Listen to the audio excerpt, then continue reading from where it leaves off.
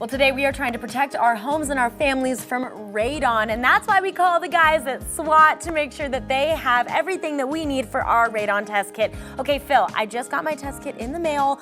Walk me through what we do here. Yeah, absolutely. First, congratulations on making the decision to protect your family from radon. Yes. The second thing I would say, it's a super simple process. Okay.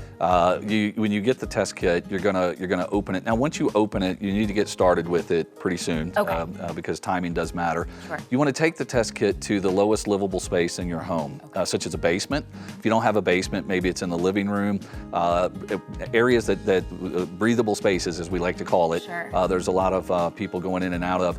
You want to place it anywhere from 2 to 7 feet off the ground. Okay.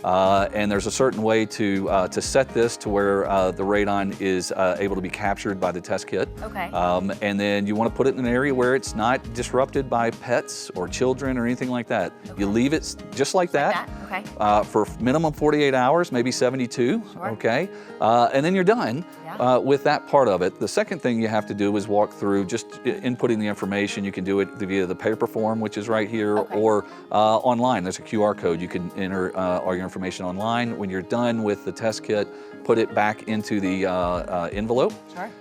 If you have filled out the paper form, put that in there. Yep. There's a self-addressed stamp there to put it on there. Yeah. There's even an instruction kit there to walk you through everything we're talking about. Capture the serial number though, Danny. Okay. That's what I would say is super duper important. You're gonna wanna save that after you send the test kit in. Right. And then send it to the laboratory. Let us do the laboratory will do the analysis, and we're gonna follow up with you and tell you your results. So you guys make it really, really easy to make sure that we are keeping our families protected and safe from radon. Phil, thank you so much. Thank you, Danny. Of course, and guys, you can call 1-800-NO-RADON. Also online at swat-radon.com.